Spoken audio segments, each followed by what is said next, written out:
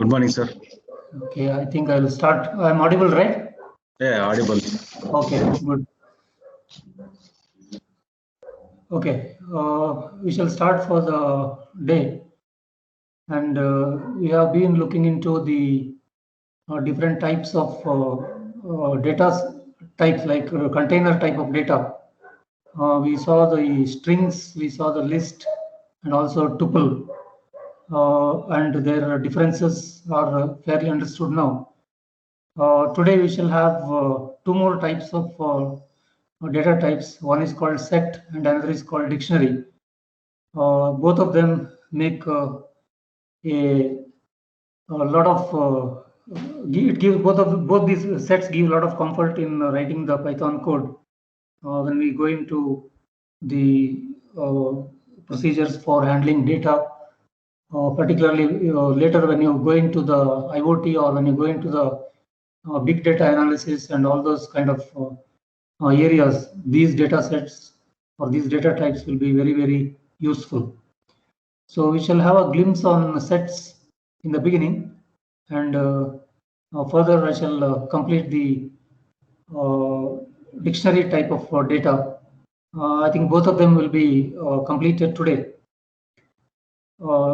Now going to with the sets, I think we know about the word set. As far as Python language is concerned, we use the data type set to store multiple items with a single variable. Almost the same functionality is served by the other data types like list or tuple, but their usage and their application will differ. Okay, so once again, set is a collection of in which both it is unordered and unindexed. Now the meaning of unordered means I cannot access it by any index. As I was doing it with the dictionary, list or tuple, we cannot use any index for accessing the elements in a set. Okay, that's why it is called unindexed and unordered. Unordered means every time you display a set, they may not follow the same order in which they are displayed. That's a simple way in which I can put it before you. So they are not stored in a particular order, or they are not presented in a particular order. Now, how do we define our sets? It is using curly brackets. I also mention at this point of time, these curly brackets are also used for defining a dictionary. So we should not get confused with this, but the internal content of both will be different, though the same type of bracket is used for defining a set.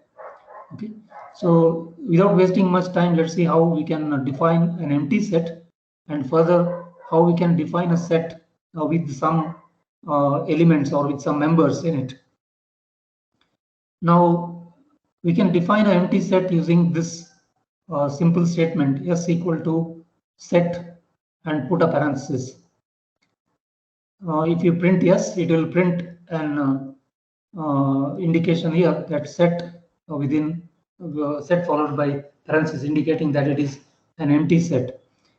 Now there may be a doubt that why can't I initialize an empty set using this kind of symbol?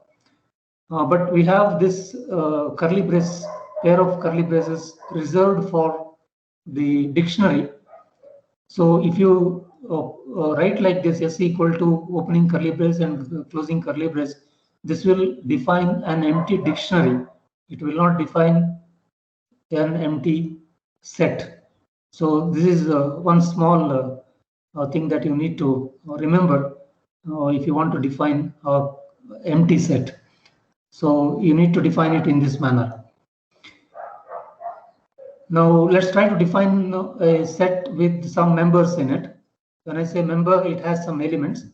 And also notice that there will not be any repetitions, or there will not be any repeated elements in the set. Okay, so I just define one set S with a few members like father, mother, son, daughter, uncle, auntie, and so on. You can add any more strings to this and see that it is enclosed in curly braces. Now here using this curly braces is fine, because the internal content what you have written is simply a sequence type of strings. I mean, as multiple strings have been written or multiple values are written. This differs from the way in which you define a dictionary. So Python will be able to make a difference between this definition and the definition of the dictionary, which we'll be studying a little later. So this way of defining a dictionary, sorry, a set with some members within it is very much fine. Okay.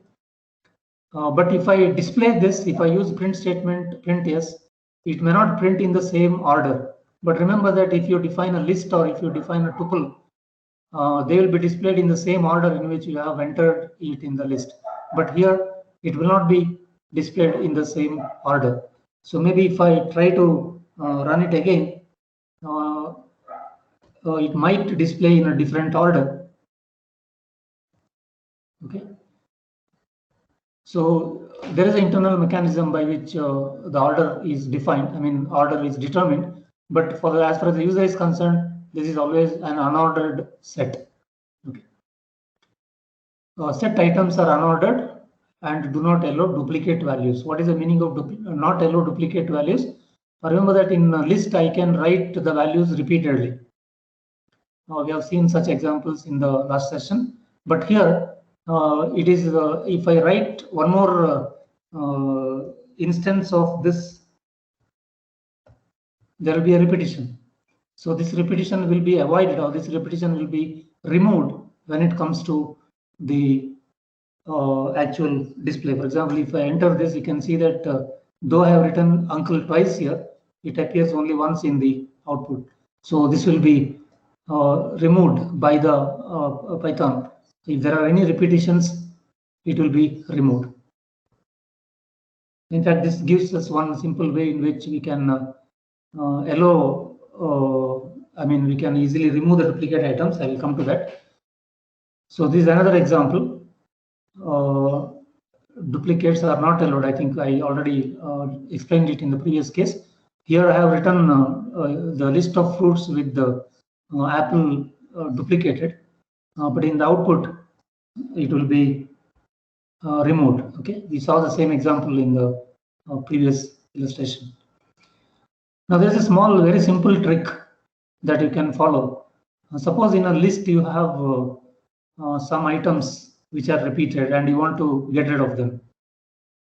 Okay. For example, I have defined a list L with the square brackets enclosing the sequence. So you can see that some elements are repeated. Now I can very easily get rid of these repeated elements by converting this list into a set and then back into list. Okay. I'll first convert this L into a set. And remember that in set, there will be no repetitions. So all the repetitions will be removed. And that set, I'll convert it back to a list. So now we'll have a list which is having all the elements removed. Okay. So this is a very simple trick one can follow. But only difference is, I mean, only caution that you need to follow is there may be the order of these numbers may get maybe destroyed, or whatever order in which this list is defined. In the output, you may not have the numbers in the same order, but for that purpose, you can always sort it first and then apply, and even you can sort the output so that these numbers will be in some particular ascending or descending order.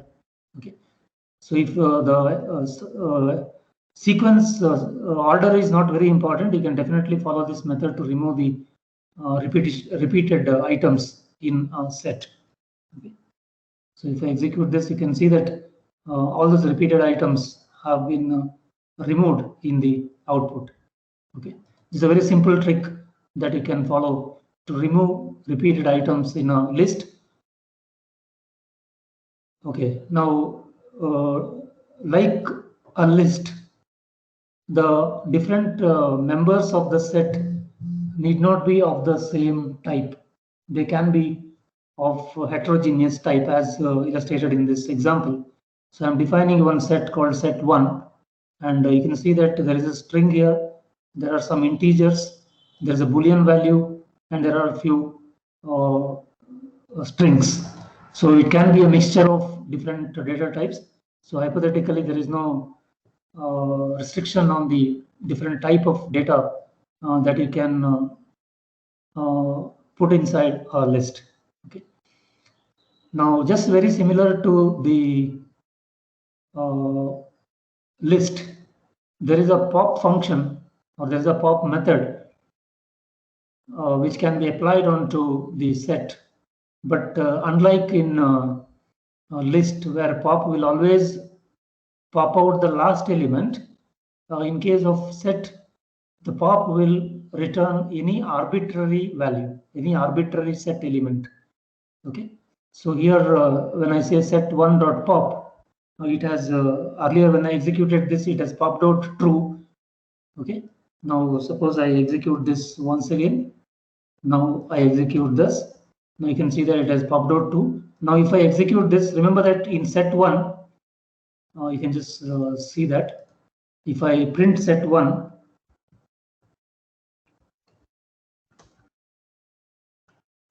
what has happened?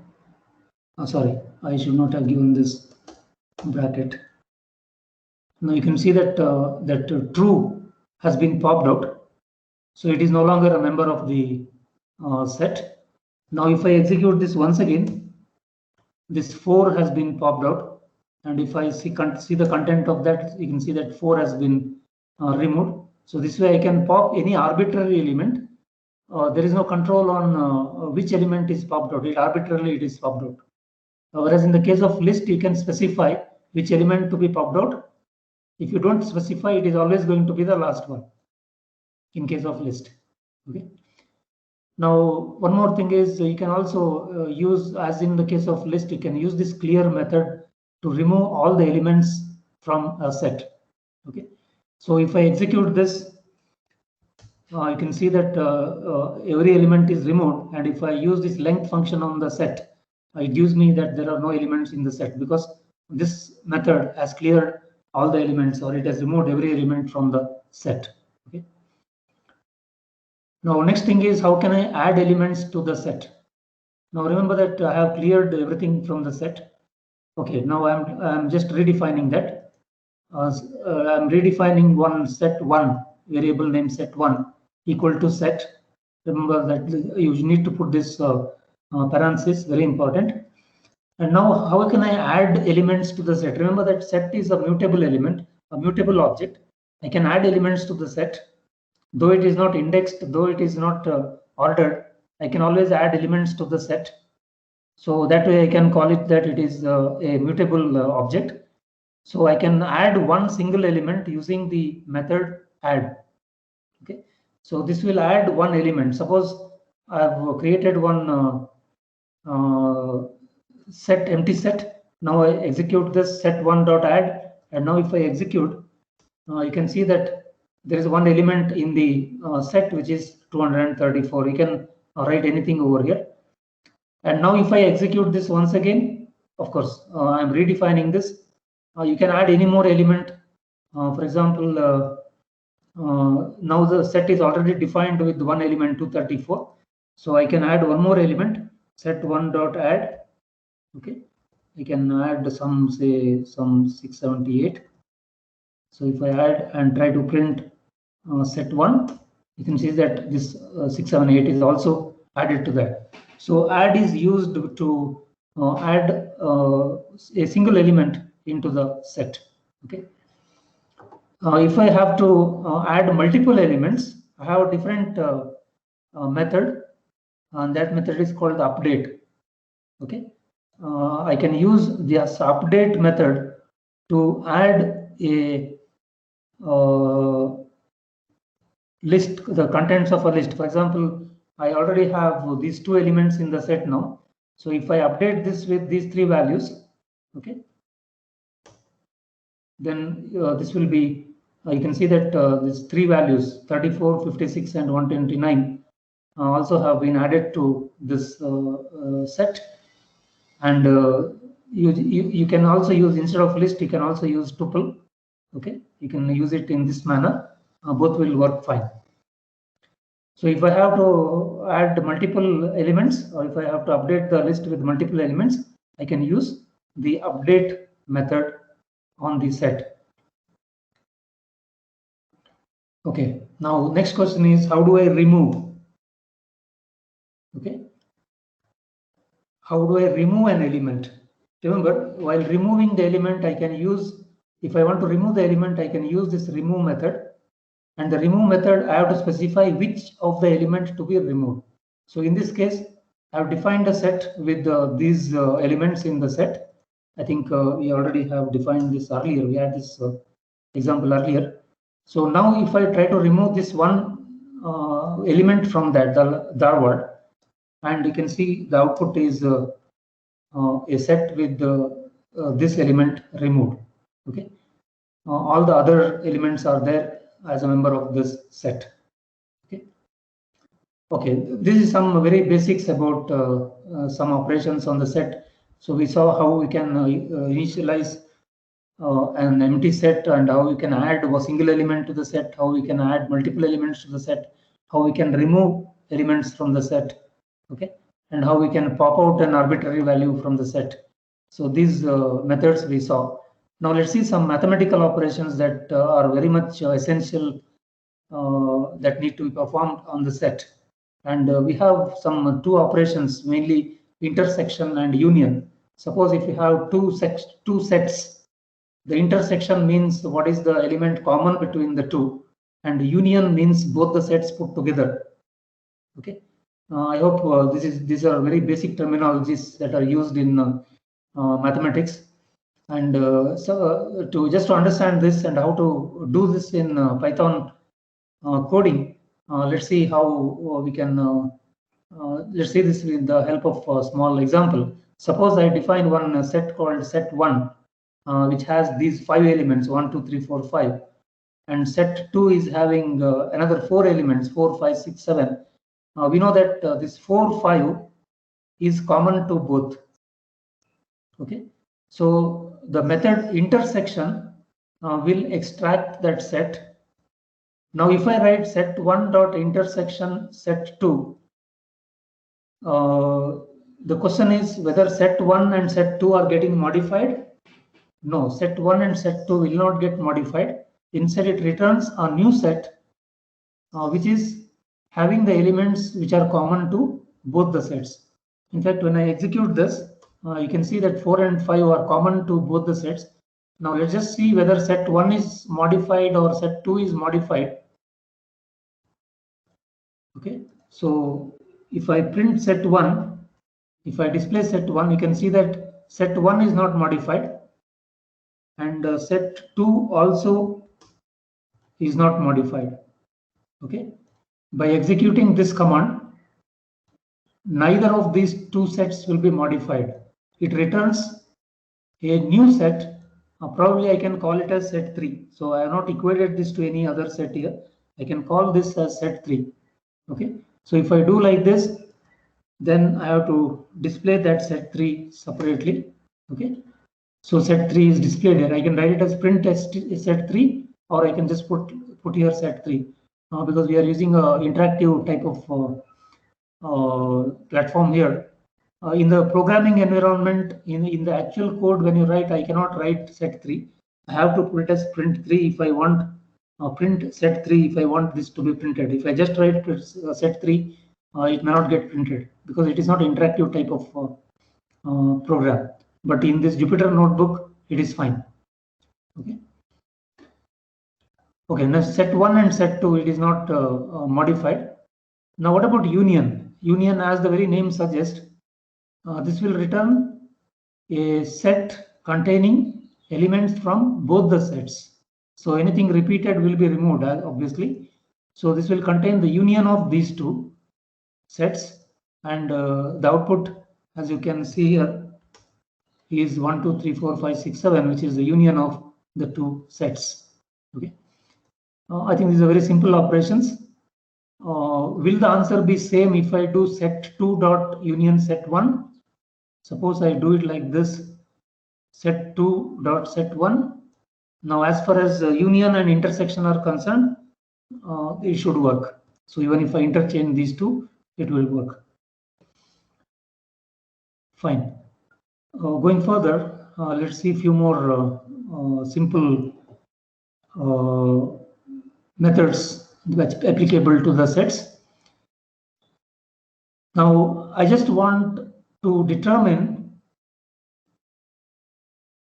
whether the two sets are disjoint.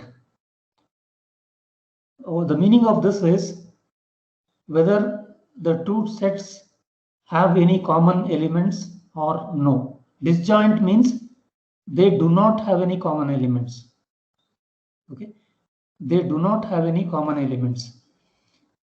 So is disjoint, when I execute this, it returns me an answer false because there are common elements.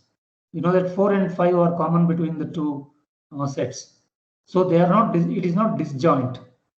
Okay, it is not disjoint. There are common elements. So it has given me the answer false. Okay.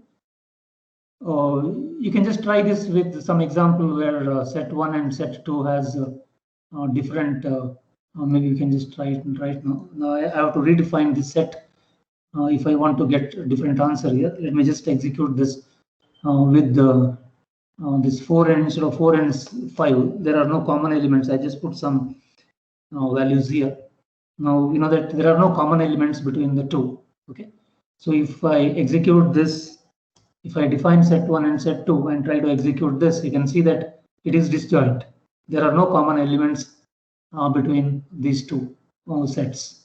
Okay, so now it is giving the answer as true. Okay,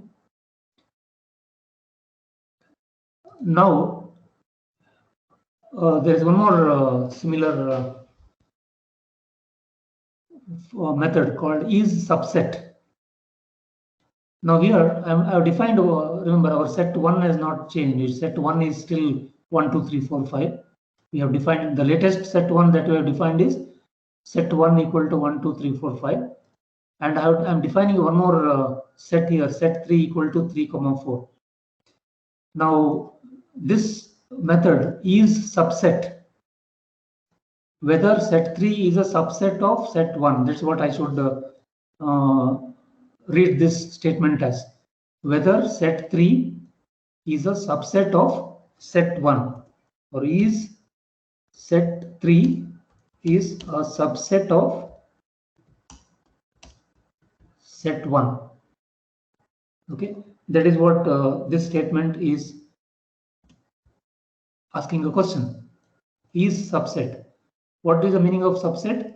Remember that this 3 and 4 both are found in set 1. So all the elements of set 3 are found in set 1. So you can say that this is a subset of this, because this set is formed by taking elements from set 1.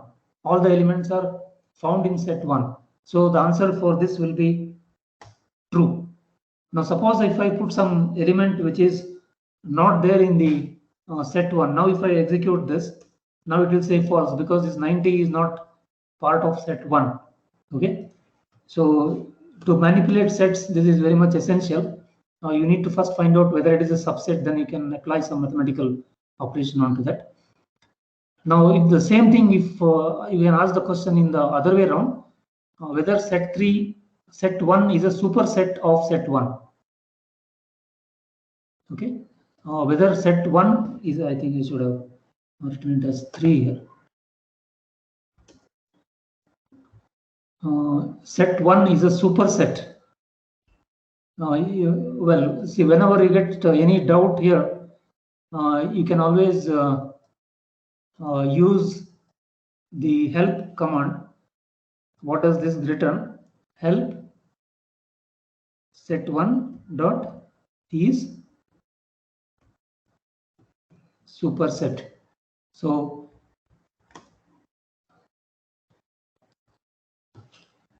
report whether this set contains another set. So I just leave this to you. What is the difference between these two? This can be one of your quiz question. What is the difference between subset and superset?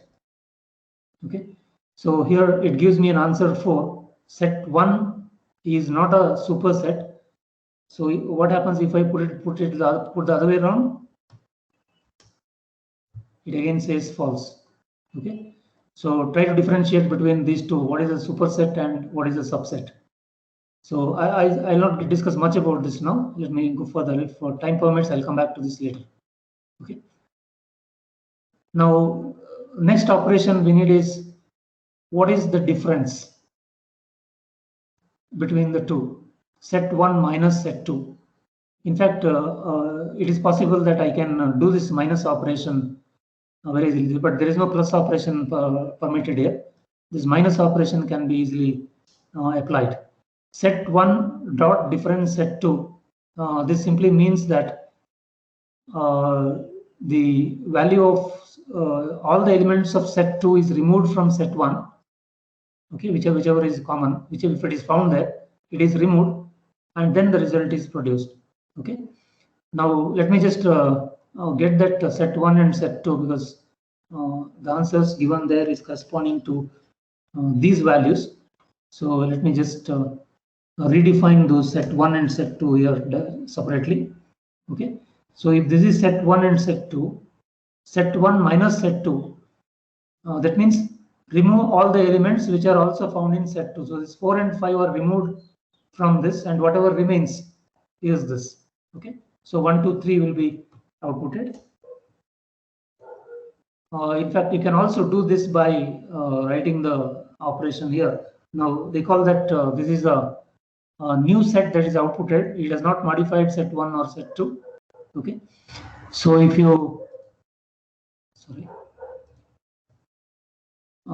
perform this operation like set 1 minus set 2, okay, it will give you the same result. Or else you can use this built-in function, built-in method difference. Okay. Now what is important is, if you want set 1 minus set 2, you should put set 1 here, dot difference set 2. Now what will be set 2 minus set 1? I think I have done it already here. It will be set 2 minus set 1, means from set 2 you remove all the elements which are common with set 1. So you have 4, 5, 6, 7. 4, 5 is common, and what is left over is 6, 7. So only 6, 7 will be outputted, as you can see here. Set 2 minus set 1 is 6, 7. That is a set containing these two elements. Okay. Now recall that this set 2 minus set 1 or set 1 minus set 2, or you execute this set 2 dot difference, none of these methods will update either set 1 or set 2. Now if you want to update those sets, then you can use the method difference underscore update. Okay, so what happens here is set 1 is replaced with set 1 minus set 2. So effectively what this will do is very similar to this.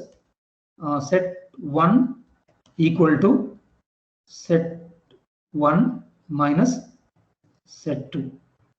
Okay, so this is equal to set 1 equal to set 1 minus set 2. So essentially set 1 is replaced with set 1 minus set 2. Okay, now we know what is set 1 dot difference. This additional underscore update will update this list. This set. Okay, this set 1 is updated with set 1 minus set 2. In fact, this underscore update will come as an attachment to few of the methods, and the meaning remains very similar in all those cases. Only the operation done is slightly different. Okay. Similarly, I have another operation called intersection underscore update. We already seen what is intersection. Recall that intersection returns a new set, But if you want to update set 1 with the intersection, you can use this attachment underscore update.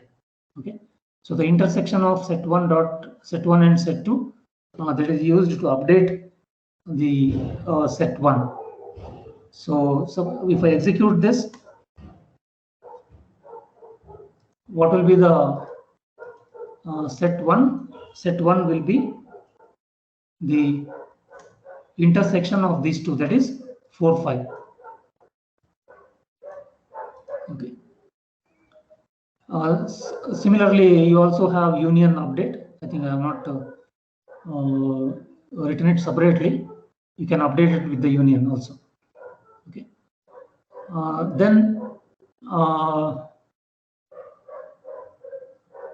Sorry, there is no union underscore update. Instead, you have only update. Okay. There is no union underscore update. Instead, you have update. So set 1 is replaced with the union of set 1 and set 2. So if I complete this operation and try to print set 1, you can see that set 1 is the union of this.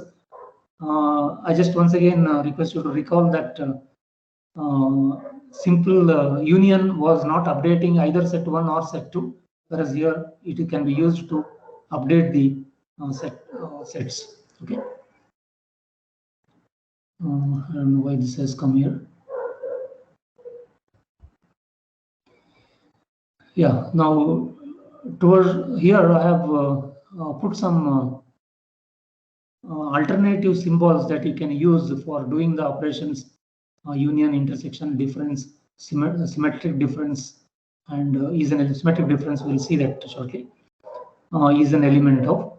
These are some symbols that you can use. I think I have not given any examples for these symbols, but wherever you have used union, I can use this vertical bar as the symbol for that operation instead of typing it as union. So I can simply let me just try that.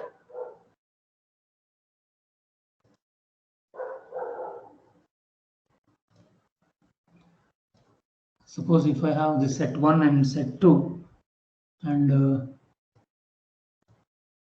I define them, and now what was set 2? Set 2 was 3, 4. Let's define it. 5, 6, 7. Okay, so let's define this. And now if you say set 1, this put this vertical bar, and then say set 2.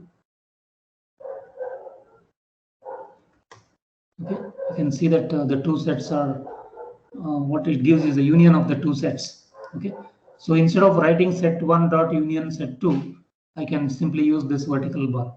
Similarly, I can use this and for example sign for intersection, minus sign for difference. I think we have already used this. The symmetric difference, we can use this caret symbol, and whether a member is an element of one particular set. For that, I can use this in operator. I think in operator we have seen with respect to the other data types. It just can also be used with the sets. Okay.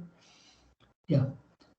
We'll go further with some other small concepts with respect to set. Now, like we had the list comprehension, we can also have something called set comprehension. The usage is very similar to the list comprehension, except that the type of brackets that you put on the ends. Here you put the curly braces. Okay. Incidentally, there are 3 terminologies that you need to be familiar. We already seen what is list comprehension. Similarly, there is what is list set comprehension, as we are seeing now. In further, we also have something called dictionary comprehension.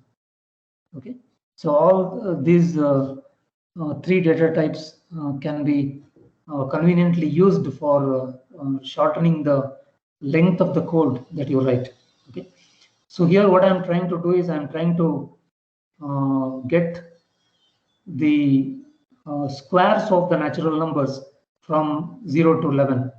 Okay, just trying to get a set of squares of natural numbers. Okay, so here I'm just I squared for I in range 12. Range 12 gives me the reference to numbers 0 to 11. And every time this for loop is traversed, the value of I is going to be 0, 1, 2, 3, like that up to 11. And what goes into the list is its square of I. So you can see that in the output I have 0, 0 squared, 1 squared, 2 squared, 3 squared, and so on up to 11 squared. Okay, so I can conveniently put any number here and get the set of all the square of natural numbers as a set. Okay, so I can also do this using the add method and using a normal for loop. You can just try that yourself. You can write a multi-line for loop statement and keep on adding the values to a set, and using that method you can definitely get this. But this the list set comprehension gives me the answer in just one line of coding. Okay, that is the beauty of it. Now, I think we already have seen this with respect to list. Okay, now let me just review this trick with respect to a word. Now, suppose I have a word called Davangere, and to test whether it has any repeated letters in that. Now, this can be very easily tested. Okay, so this can be very easily tested using this very simple method or very simple trick. So what I have done is, because that there are uppercase and lowercase in this, first I'll convert all the characters in the word into lowercase, and then I'll convert it into set. Okay. Then I will find what is the length of that set. Okay. So length of the set with all the repeated characters removed, whether it is equal to length of the word. Of course, here I am only finding the length, so there is no need to do the lowercase. But here I need to do, because when I convert the word into set, if at all this capital D and one more small d is present somewhere here, they will clash. I mean, this will not be, this will be treated separately. So to avoid such cases, I need to convert it into lowercase. So these two lengths will be different. So what is the inference here? If the answer is true, there are no repeated letters. But in this particular example, I have repeated letters. This A is repeated 3 times. E has repeated. Okay. So because of that, these two will not be of the same length. So it is giving me false, means there are repeated letters. Okay. Now suppose if I give something where there are no repeated letters. Okay. There are no repeated letters. I should get the answer as true. Okay. Fine. In the practice session, I have just 1 or 2 small examples. These are not actually programming examples. These are just again the same methods on the sets. Okay. So let me just go through this quickly before going to the next session. So here the task is to remove items 10, 20, 30 from the following set. Okay, so I have a set 10, 20, 30, and from this I want to remove this 10, 20, 30. So obviously I can use the remove method, but there is another possibility. I can also use this set1.difference underscore update 10, 20, 30. Okay, so what this will do is set1 minus set this set. I not named this with any variable name. So set1 minus this set gives me 40, 50, and 40, 50 is updated. So set1 value is updated with this 40, 50. So at the end you can see that it is print set1 will give me only 40, 50. Okay. Remember that this is not the only solution to this problem. You probably can use the remove method also to do this. remove, but remove will remove only one item from the list. Okay, only one item from the set will be removed. In the next question, update set 1 by adding items from set 2 except the repeated ones or except the common elements. Okay, yeah, here I can use the set 1 is defined like this, same set 10, 20, 30, 40, 50, and set 2 is 30, 40, 50, 60, 70. So when I set 1 dot symmetric difference underscore update, this is the command used with set 2. So you can see that, can you just guess what has happened here? In the output, I have 70, 10, 20, 60.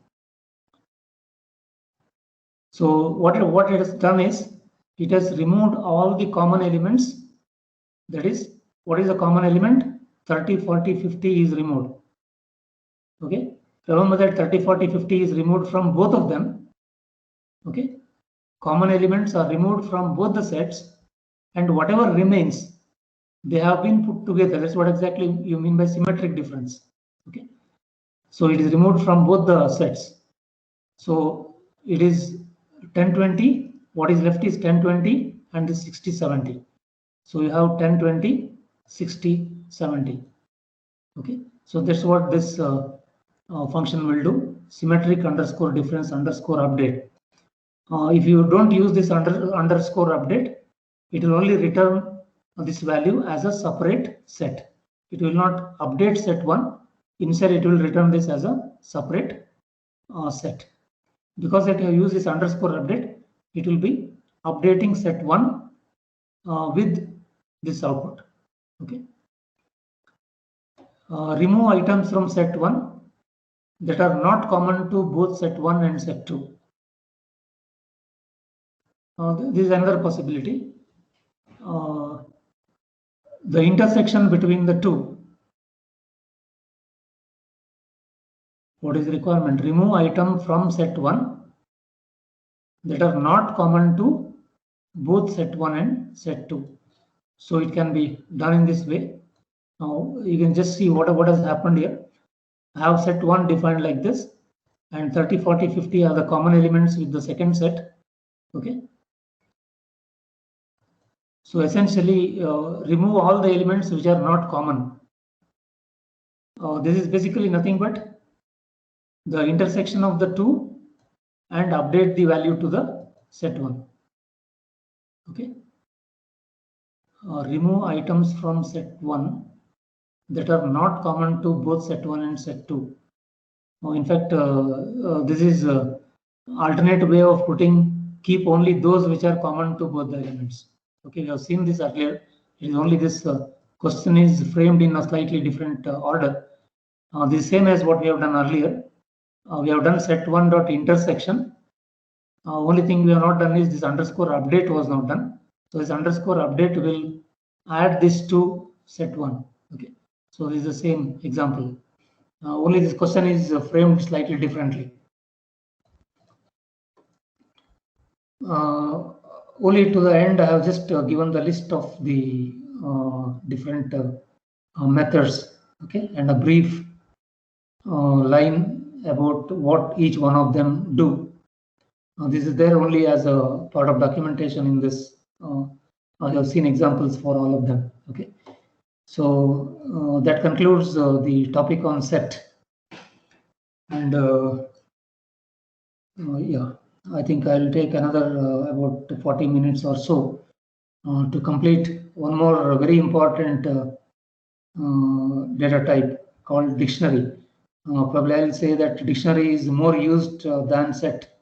Okay, so let's. It is there in separate notebook. I think I have not sent this Jupyter notebook file. I'll do that after the class. This is not a big one. It is a fairly short one. Okay, so let's just see how we can use dictionary to do certain important programming problems, solve programming problems in Python. Okay.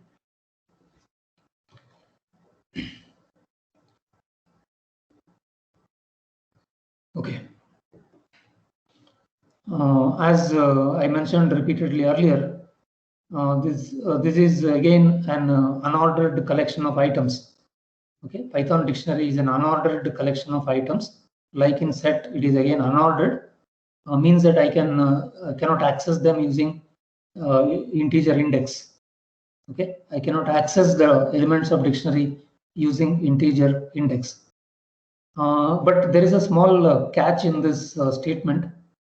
Okay, though I have written it as unordered here, it is true only up to Python 3.6. It is told in the Python 3.7 documents and further that dictionary items are ordered. Okay, I couldn't get more information on this actually. So it's probably, but still it is not possible to access the elements by the index. Okay, it is not possible to access it by index, but there is some mechanism in which internally they are ordered. So in whichever order you have inserted, in the same order it is stored in the memory. So that much is guaranteed in Python 3.7. Okay, but for our purpose, this really doesn't matter whether it is ordered or unordered. Okay, and it is mutable. You can change the content of the dictionary. You can add the contents, or you can add items. You can remove items, as in the case of list. And once again, it doesn't allow duplicates. Okay, we will see this shortly. All the dictionary items are presented in key value pair. This will be evident very soon. It is always presented as a key value pair, and we can be referred to by using the key name. So you can access any of the items by referring to its key name. Okay, so we'll see all these details in the following cells. Now the first question is, how do I define a dictionary? So I can define an empty dictionary using this, using opening and closing curly braces. This is one method. And another method is in the next cell, d equal to dict, and then use this parenthesis. This also give you the same. Okay. Recall that there is a built-in function called type in Python. So if I say type d, it displays what is the type of what is the data type of d, and you can see that here the data type of d is dict. Dict is the internal name given to represent the dictionary data type. Okay. Now in the next cell, I have once again defined used another method to define the dictionary called dict. Dict is a function which defines a dictionary, and then used parenthesis, and the variable name I'm using is d. So if I say print d, you can see that it is printed this opening and closing curly brace, indicating that it is a empty dictionary. Okay, it is an empty dictionary, dictionary with no items in it. Okay, now there is a okay, let's see the conventional or the longhand method for defining a dictionary which has some value. So this should give you some idea about how the dictionary is actually working. Okay, so here I'm defining a dictionary, and these d equal to opening curly brace, and then in each line, okay, it is not necessary that I should write these thing in the different lines, but for the sake of readability, I have written it in the different line. For reading this, it becomes easy. So here I have given one key, okay, name. Then this colon is part of your definition. This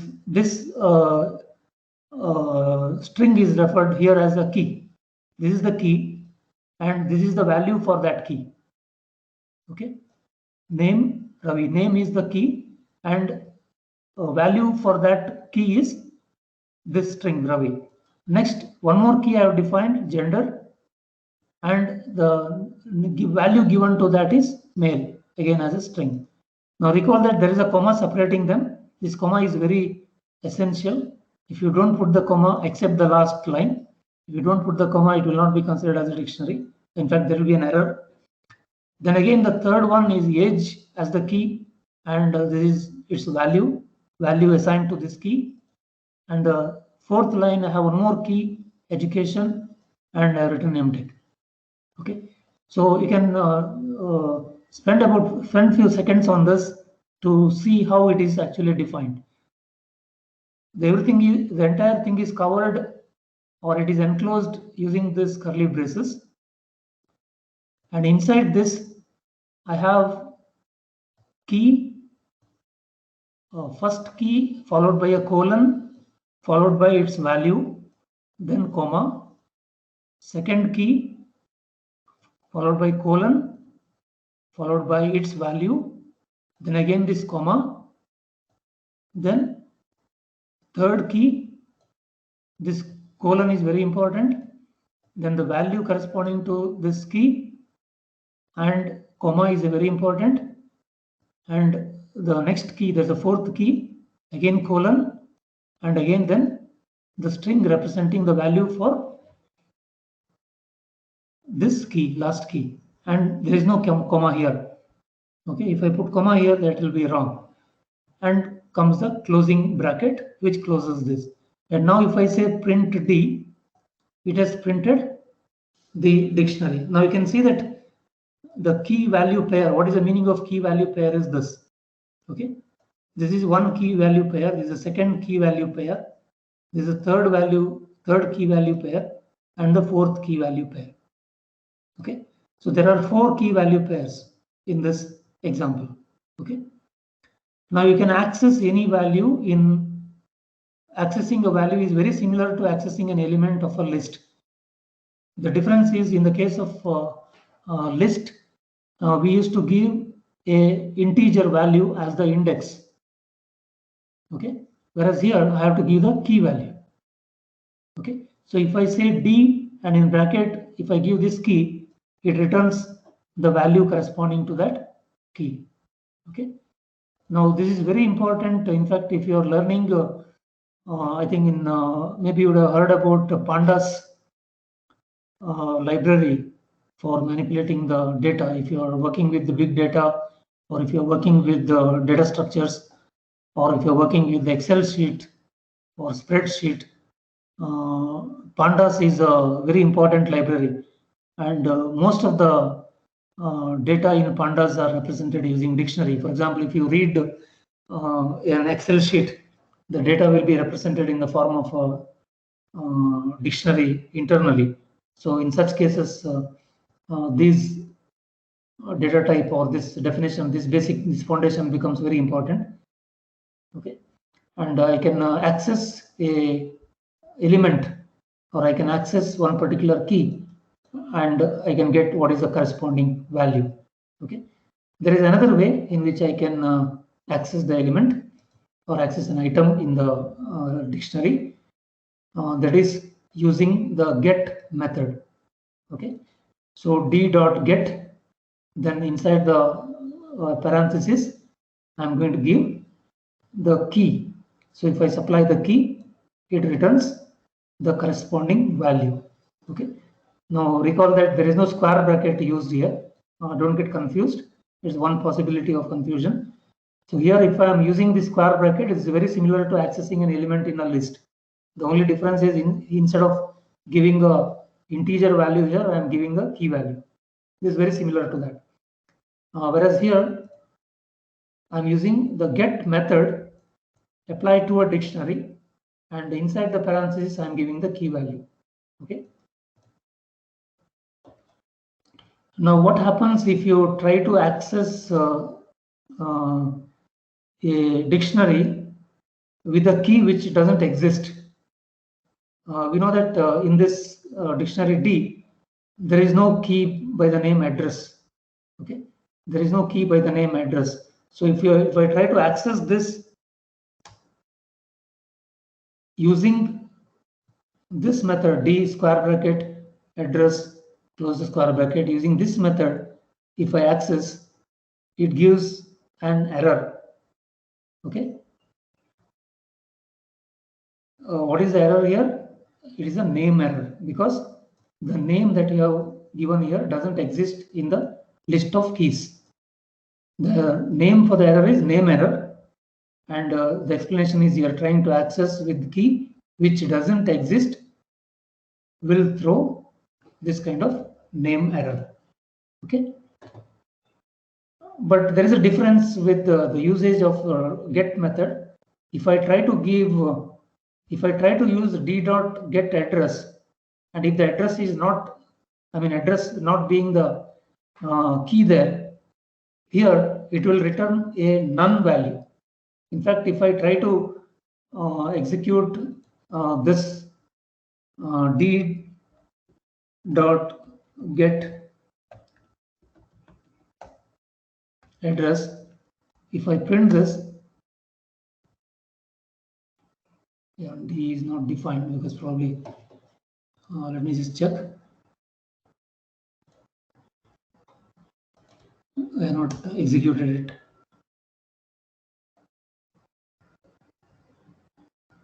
Okay, it's a mistake. Okay, now d is defined. Now if I try to execute d dot get, now you can see that it has not returned anything. If I get d dot get address, if I use this get method, it will not throw any address. Sorry, it will not throw any error. Okay, it will not throw any error. Instead, what it returns is none, and none is not printed here. So for that purpose, I have written this print d dot get address. Okay, so actually, if that key is not present, and if I am using this d dot get method, it returns a none. So maybe in some program control, I'll be able to use this mechanism. Okay, so there's a major difference of using the get method and using this indexing method. I don't call it indexing. It is using the key just in the style of accessing the list. Okay. Okay. Now there is one more way in which you can create a dictionary. And suppose you have two lists or tuples. In one tuple, I have all the strings which are to be used as the keys. Okay, and I just call it as key underscore list. Here I have listed. Sorry, I have listed all the keys: name, gender, age, and education, and the corresponding values I have listed in. I have made another list called value list. You can see that the name is Ravi, gender male, age 59, education MTech. So in the same order I have put it. So both of them are list. It can also be tuple. Okay. Now next, another method for creating the dictionary is d equal to dict.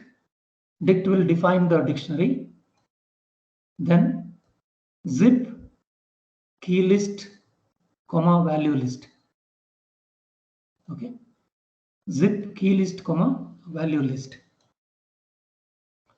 So this will create the dictionary D. So if I execute this, you can see that the same dictionary what we defined earlier, the same dictionary is created. Well, I just give you one small reading exercise. Just go and explore what this zip function is doing. This is a built-in function of the Python. Okay, this is a built-in function of the Python, and just try to see what this exactly does. Just to give you a very simple illustration of what exactly it does. In this particular case, the output of this will be, it is actually a zip object. Okay, so when I execute that, it gives me a zip object. But let's see if I convert this into a list. Okay, if I convert this zip object into a list, you can easily appreciate what actually it gives.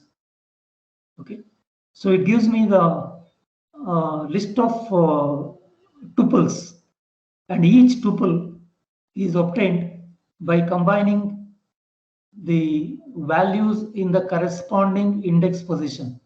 So the name, the value in the index position, the value in the index position 0 is tupled with the value in the index position 0 of the other list. And similarly, you can see the value in the index position 1 is coupled with the value of the index position 1 in the second list, and so on.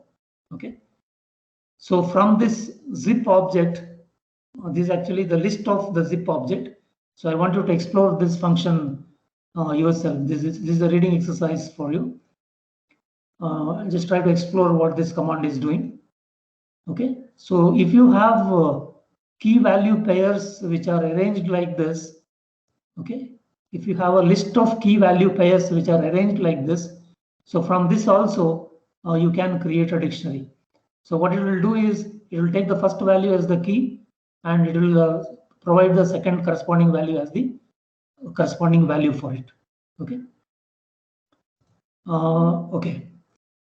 Now I have created one more dictionary just for the sake of the illustration. I will not go further on to this. It is available to you for your. You can inspect this and see. I just listed all the subjects. I'm not sure. I think probably you're following 18 series now. This is of 17 series. So all the subject codes of your semester for 6th semester and the corresponding names which are in the form of strings. Okay. So you can create one corresponding to what is prevailing now. Just write all the subject code. So if I can access the name of the subject simply by writing for example, if I try to execute this, okay, if I execute this and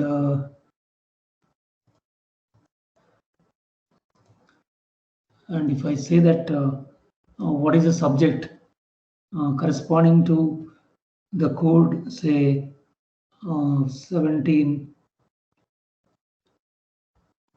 IS 655651. Okay, so if I execute this, why is it giving error?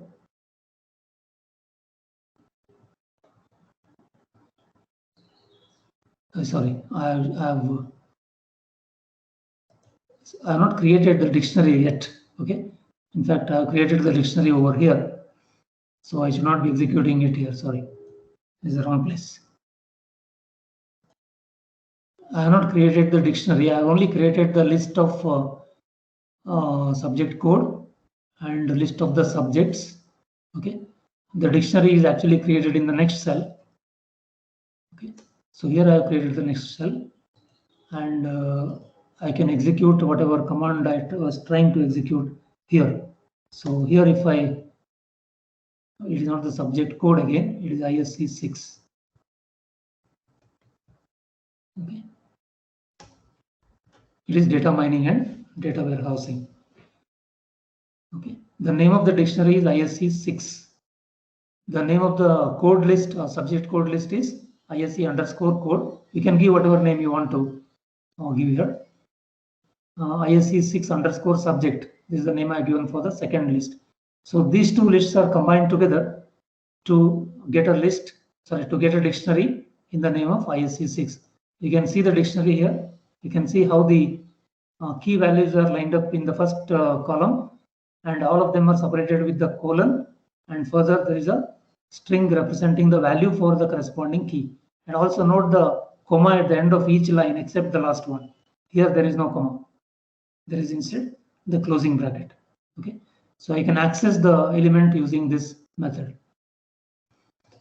Okay, this is about the basic definition, or rather defining the key, defining the dictionary, and how we can access using the get method, and how we can access using this square bracket or indexing this mechanism. Okay, and now we will quickly see some more methods into this. And as I mentioned earlier, dictionary is a mutable object. That means I can add items to the dictionary, and I can remove items from the dictionary, just very similar to the list. Okay, so suppose if I want to add one item to the dictionary, which we have defined earlier, called D. If I want to add one item, one more key pair, value pair to that. Now that can be done very easily. D, mention the key inside the square bracket equal to the corresponding value.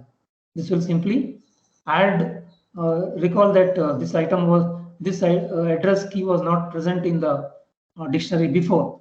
Now we are adding that, and once you add this, you'll be able to see in the dictionary this is added. Okay, I presume the D is present there.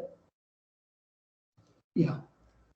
So you can see that the dictionary D is now updated with one more key value pair, address Dharwad. Okay. Now you can use the pop method to remove an item from the dictionary. Okay, you can use this pop method to remove an item. This is not like set. In set, it removes an arbitrary item. In case of list, you can specify any item you want. So this is somewhat similar to the list. Okay, D colon pop address. It is necessary that I should give which item to be removed. I cannot leave this blank. Okay, this will remove the address from D. Okay, and also when you pop this, the value corresponding to this address, the value corresponding to the key address is Dharwad. So that value is popped out. Dharwad is popped out, and D gets modified by removing this last key value pair. So you can see here. So I'm popping that. Dharwad is popped out, and now if you see what is there in D, you can see that that address item is no longer there in this D. Okay. You can remove all the items in the dictionary by using clear. We had similar one in set also. You can see that if I execute this, all the items are removed. Okay, so now D is an empty set. Okay, this is just a repetition. I'm just forming this, I'm just reframing this D once again. Okay. Now recall that there is a sorted built-in function in Python called sorted, which can be used to sort the sequence kind of data. You can use it to sort a list. Now, if I use it along with dictionary, what it outputs is it returns list of keys in the ascending order. Okay, sorted D will return the list of keys in the ascending order. You cannot expect the values to be returned here. Instead, it returns the keys, but keys are returned in the ascending order. Okay, so if I execute this, yeah, it's the same thing. It is all the keys are put into a list, and that list is put in the ascending order. If you want it in the descending order, you can provide this parameter reverse equal to true. The default value of reverse is, the parameter reverse is false. So if you want the reversal, or if you want this key to be arranged in the descending order, you can supply this parameter reverse equal to true. Okay. Okay, we saw that pop method somewhere here. If you use pop, it will always return the corresponding address. Now there is a small one more similar method available called pop item. Okay. Now this pop item will pop a key value pair, but it is arbitrary in nature. So pop item method can be used to remove and return an arbitrary key value item pair from the dictionary. So now we have this dictionary D. Let's try to execute this. So one arbitrary item is removed from that, but what it returns is address and the key and the corresponding value. So possibly you can make some difference between d.pop and d.pop item. D.pop item always returns an arbitrary key value pair, whereas pop will return only the key. Okay, it will return only the key, as you can see here.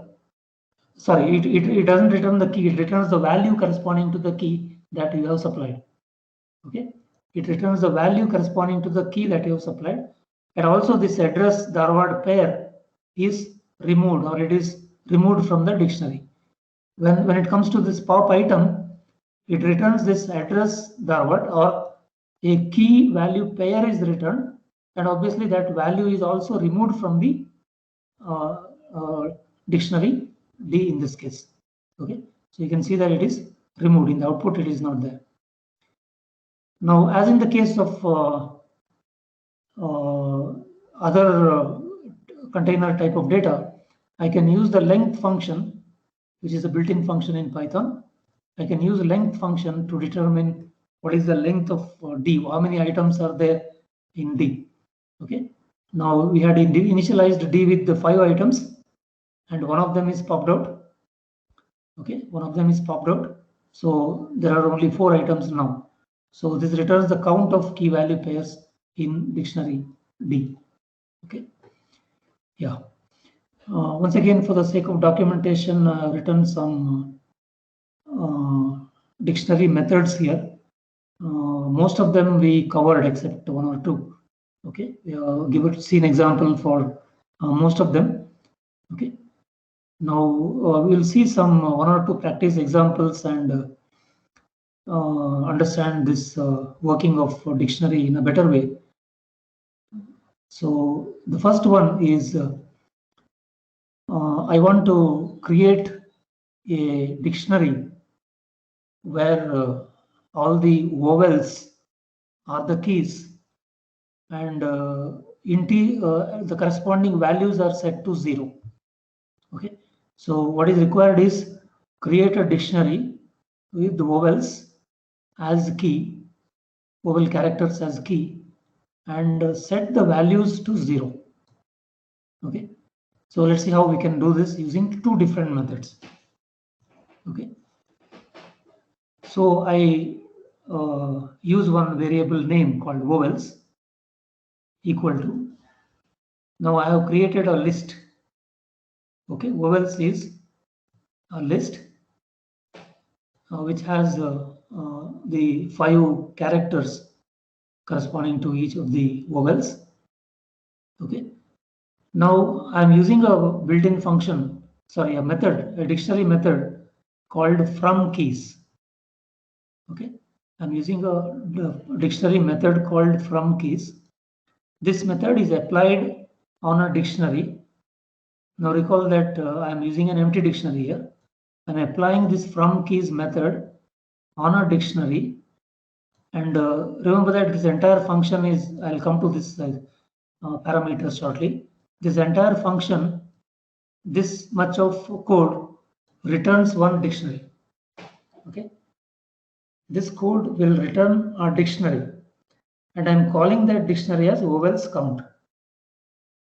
Okay, vowels underscore count. I'm just giving one name here, that's all. I'm calling that, this, don't take anything from this count. I'm calling that dictionary as vowels underscore count. So pay attention to how it is defined. I use one curly brace, closing and opening and closing, put a dot, and I'm using the from keys method. So to this I'm supplying 2 arguments. One is vowels. Now what is vowels?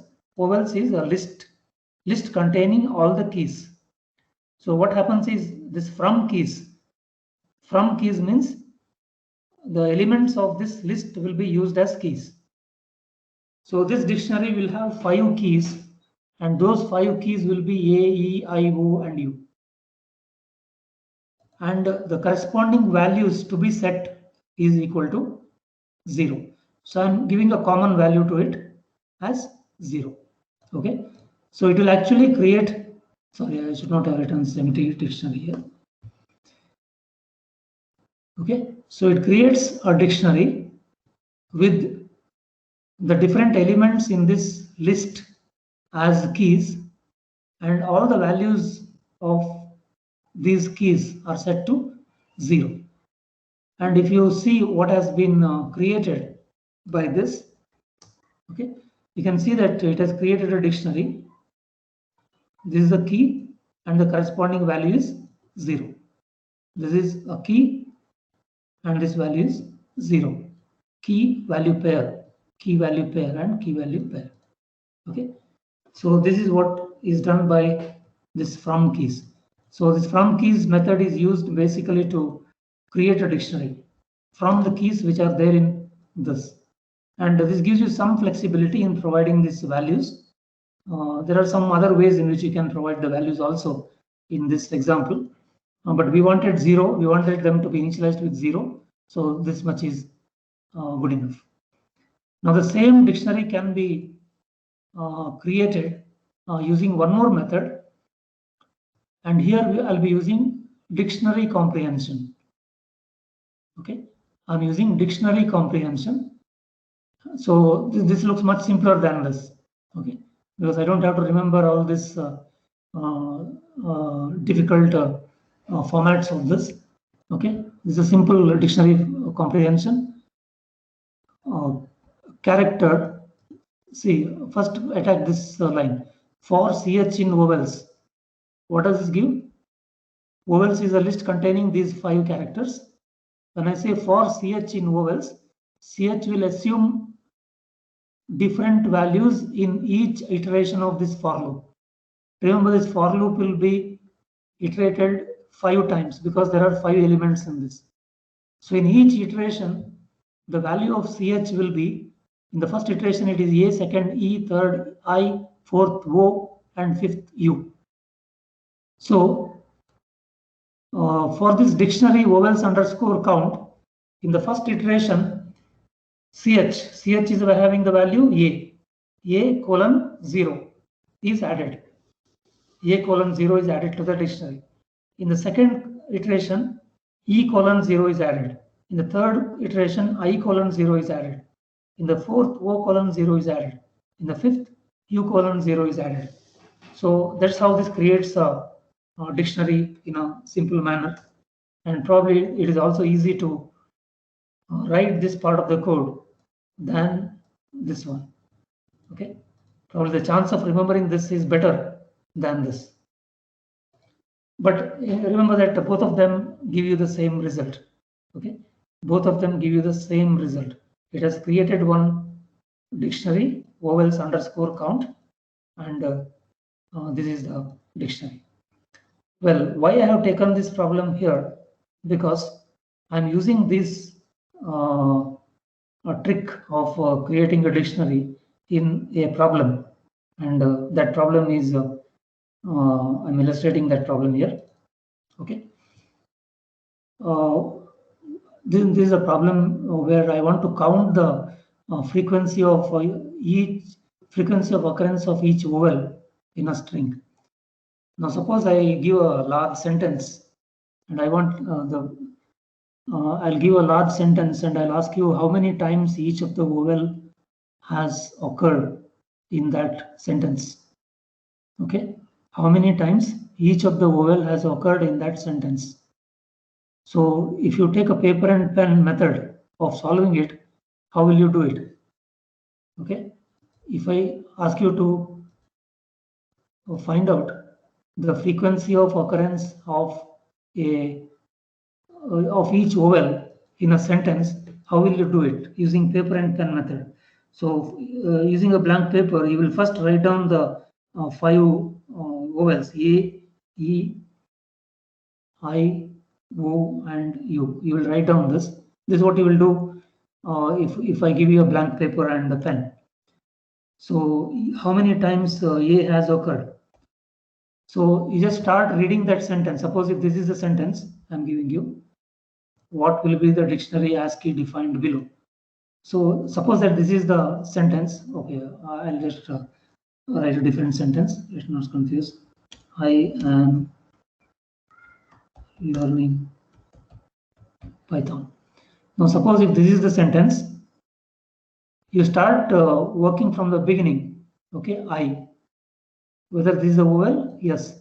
So you start writing 1 here. Against this, you start writing 1. Then next character is space. So it is not a vowel. Next character is A. Is it there in vowel list? Yes, it is there. So you write 1 here. Then I have M, which is not a vowel, space, which is not a vowel, L, which is not a vowel. Then you have E. So you got E, which is, you write 1 against that.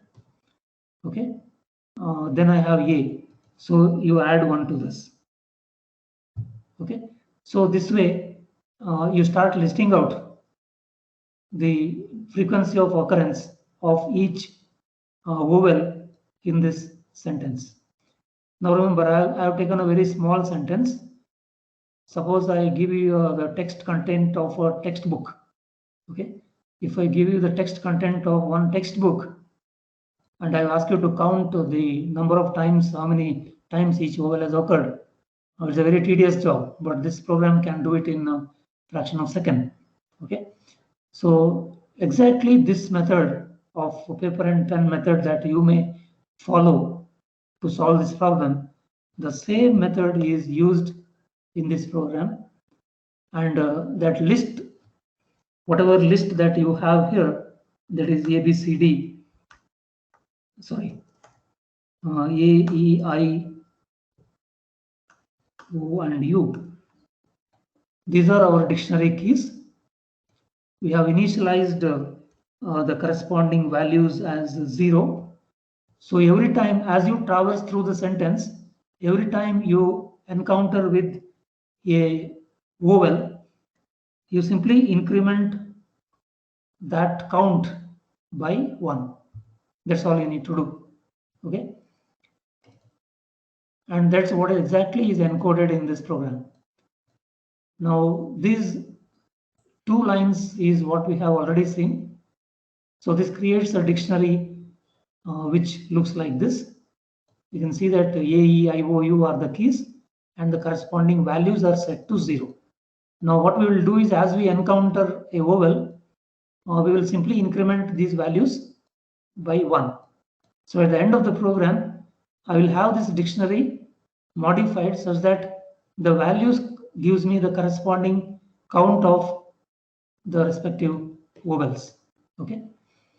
So the first thing is I will input the sentence. Okay. I will read in the sentence. In this program, I am reading it from the keyboard. Okay. I am reading it from the keyboard. And I will also apply one method onto this string. Remember that this input function, which is a built-in function, will always return a string. Now onto this string, I can always apply the lower method. This will return a string with all the characters in the lowercase, because I am treating the capital A and small a, both of them as vowels. Okay, but I am not giving a separate count. If you want to follow that, probably you can add that capital A, E, I, O, U also in this list. So the list will grow up to count of 10. So your dictionary also will be of count 10. You can modify this program very easily for that. So I'm not going for that extra details. So I'm using this small dot lower function on the string that you are inputting. So all the characters will be modified into or changed into the lower case in case if there are any uppercase letters. Okay. Now what I should do, as I mentioned earlier, I should traverse through, I should read each character in the sentence that you have supplied. Okay. I have read through each of the characters that you have supplied. So I take first C, whether it is a vowel, second character, whether it is a vowel, third character, it is a vowel, and so on. This one I need to do. So for CH in sentence, the string that you are reading, I call it as sentence. So for CH in sentence, this will traverse through each character in the sentence. So if ch in vowels.count, what does this give? If ch in vowels.count, so this will return true or false. So if the character is any one amongst A, E, I, O, U, then only this will return true. Okay, this if statement will be true only if the character is one amongst A, E, I, O, U. Otherwise, it will be false. Okay. So if this, I mean, suppose if the character is one among A, E, I, O, U, what you need to do? You access that count value. What we are doing here? Vowels underscore count, which is this dictionary. Okay. Vowels underscore count is actually this dictionary. So in that I am accessing, for example, if that character is I am accessing this key value pair and I'm incrementing that value by 1. I'm incrementing that value by 1. Okay. So this for loop is executed or this, it is repeated as many times equal to the number of characters in the sentence that you have supplied. So if the sentence you have supplied has 5000 characters, then this for loop will be executed 5000 times. Okay. And each time it encounters a specific vowel, the corresponding count is incremented by 1. So at the end of this for loop, what I am expecting is my dictionary will have, or the dictionary will come up with the count of each vowel. Now, as in this case, let me just execute this program. Okay. Now I'll give some sentence. I'll just copy paste this sentence. I hope it's possible. Yeah, I copy pasted this sentence. Some spelling mistakes. Okay.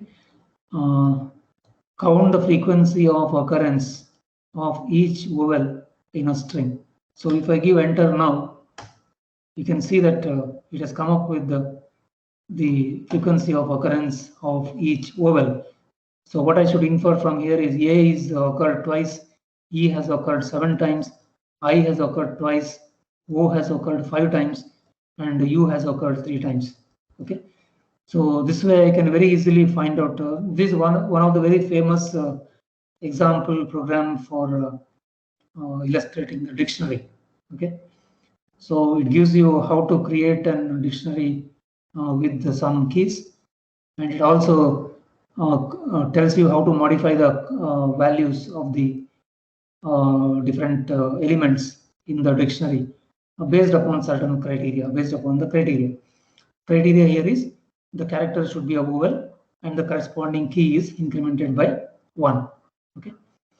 So this is a very simple illustration of the way in which dictionary is useful in solving a problem. In fact, I can simply modify this program to create the frequency of occurrence of different words in a large textbook. Okay. So in a large textbook, which will be available in the form of a file. So what I will read is what I will do is I will read that file as a string, and I'll create one dictionary, and I can simply write a small program like this. A few lines of code is enough to find out how many times few specific words are repeated. So I'll create a dictionary with those words as the keys and initialize it with 0. And every time I encounter that word, I can increment that value by 1. Okay. So there are some simple algorithms that we can use to count the number of words or number of times each character is repeated. All those things can be very easily worked out with this type of code. Yeah. I think I almost come to the end of the session. Maybe another 5 minutes or at the most 10 minutes. I just have one small example program once again.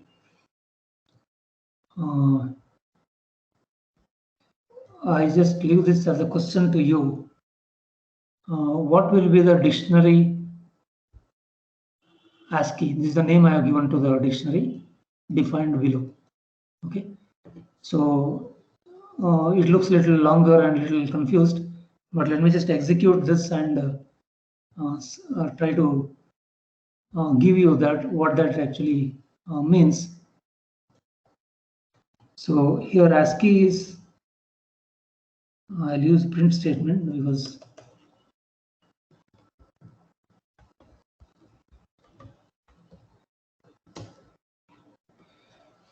okay.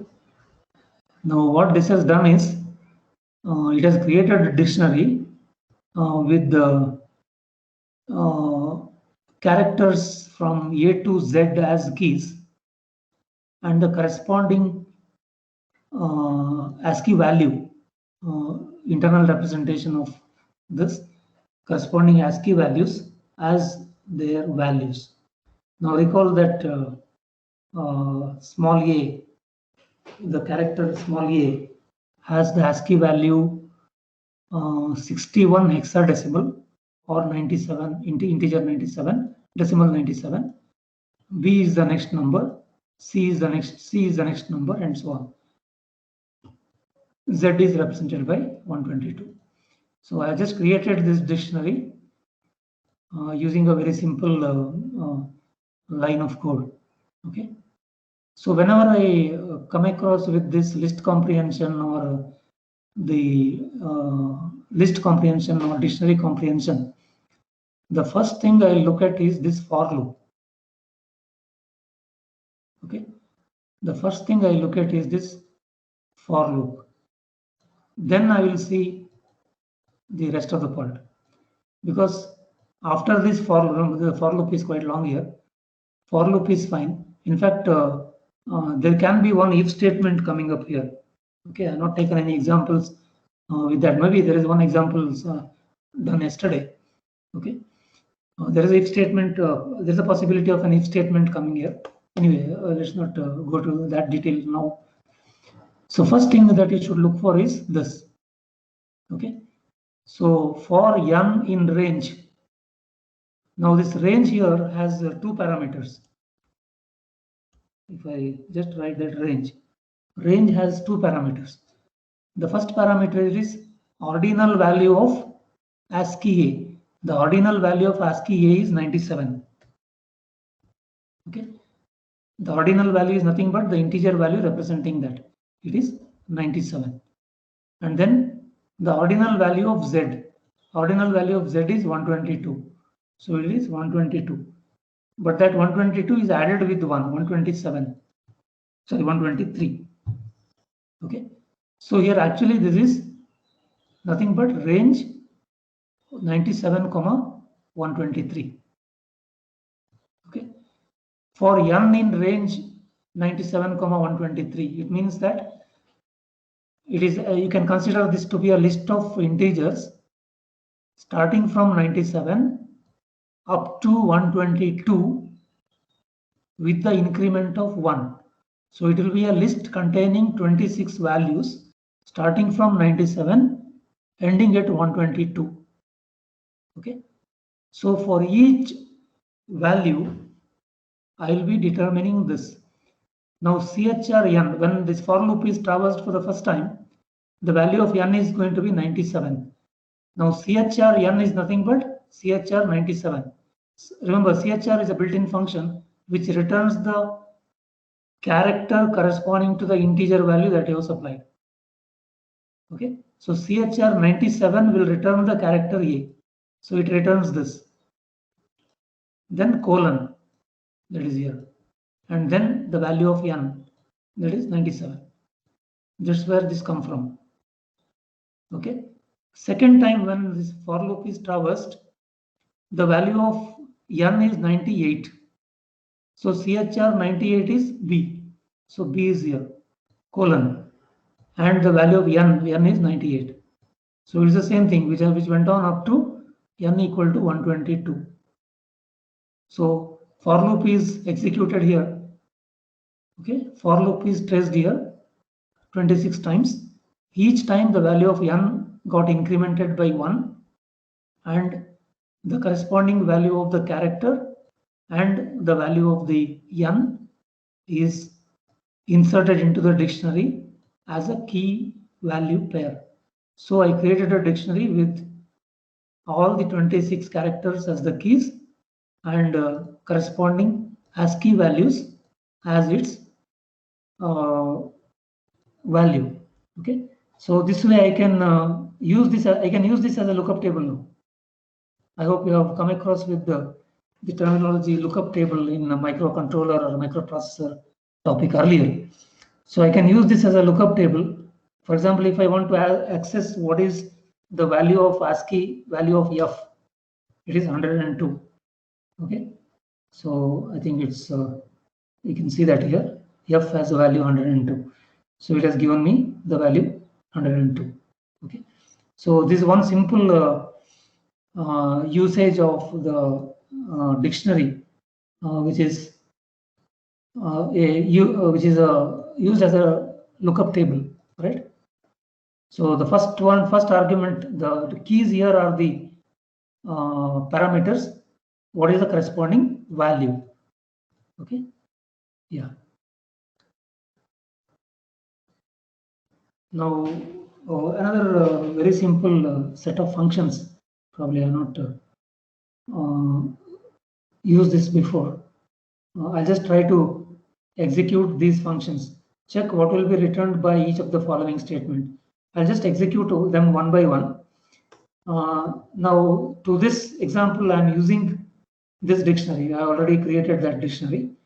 I'm using this dictionary as the input to this, which is this way. I'm not forming that it is already available in the memory because I have executed this. I have executed this cell, so this dictionary is available in the memory. So I need not redefine that. So the dictionary ASCII is already available. Okay.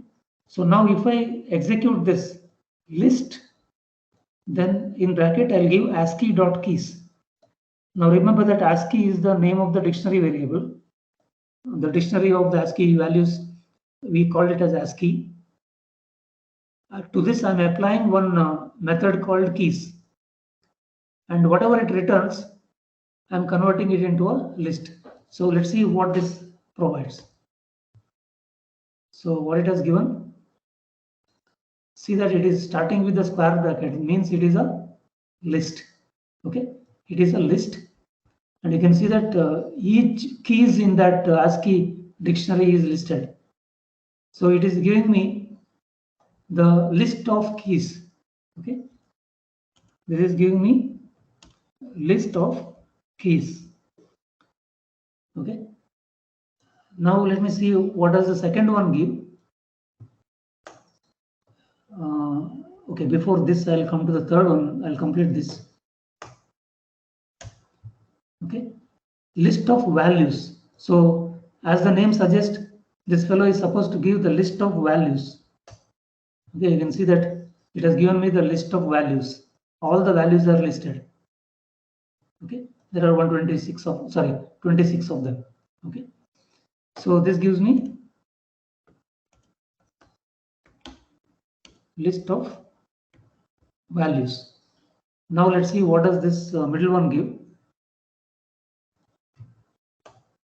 Okay, list ASCII items, ASCII.items.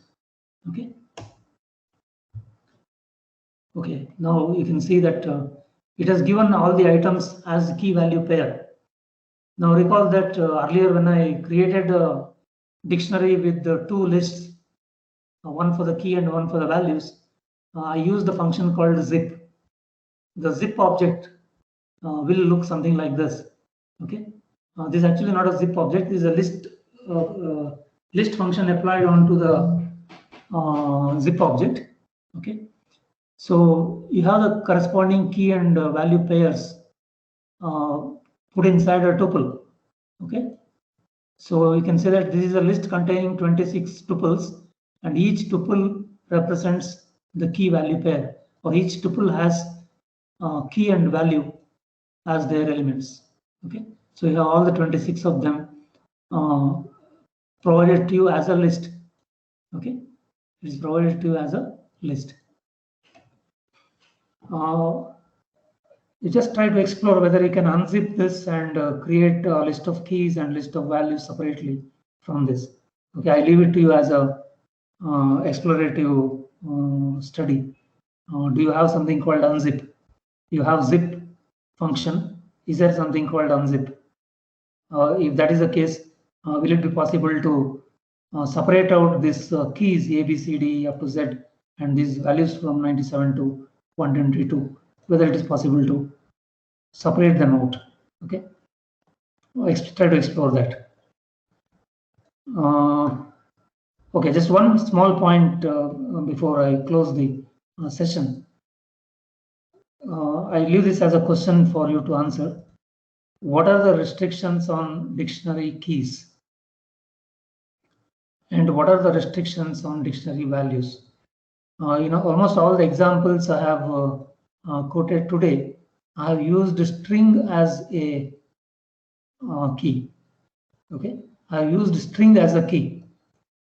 Is there any restriction? In fact, the documentation says I can use any hashable object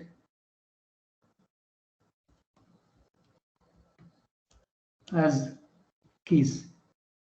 Okay, I will not get more into this. What is hashable object?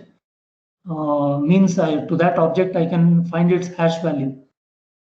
So I can the things that I can use as keys. I can use integers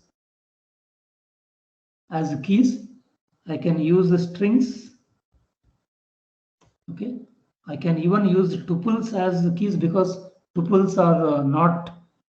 It is immutable object, so I can use tuples. Okay, I cannot use list. Okay, because list is list can be modified, so it doesn't produce you. It doesn't give an hash value for that. So I cannot use list as the key. Okay, I can use integer. In fact, I can also use the floating point variables or floating point numbers as a hash. I can even use Boolean values. I can use Boolean things as hash. In fact, if you use the Boolean value false, its hash value is 0. If you use Boolean value true, its hash value is 1. Okay, so these are few things that you can use as keys. Okay. Now, what about the values? The next one, the values. Is there any restriction on the values? There is no restriction. Virtually, there is no restriction. You can use anything as value. In fact, you can use tuple, dictionary, list. You can have a dictionary of dictionary. Okay, you can use dictionary as the value. You can use list as the value, tuple as the value, string as the value, any Boolean type or floating point type, anything. You can have even a complex objects as the value to the corresponding keys. Okay, there is no restriction on this. Okay, yeah, that's what I wanted to tell you on this dictionary. So this is a very comprehensive coverage on dictionary. I will forward this notebook to you maybe within an hour or so. Maybe I was a little lazy to provide any quiz questions for today. I think I'll do that using the topics covered today and in the last class containing about 10 or 15 questions. Maybe in the next session, you can try to answer them in the beginning, and also some set of programming examples.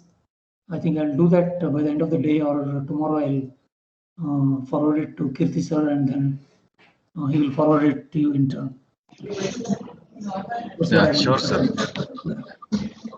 Then I'll close it for the day. I think probably, as Kirti sir has mentioned, we'll be meeting again on 15th. Is it, sir? Yes, sir. Yes, sir. On 15th, next session. Okay. Okay. Okay. Thank you, sir. Yeah. Thank you.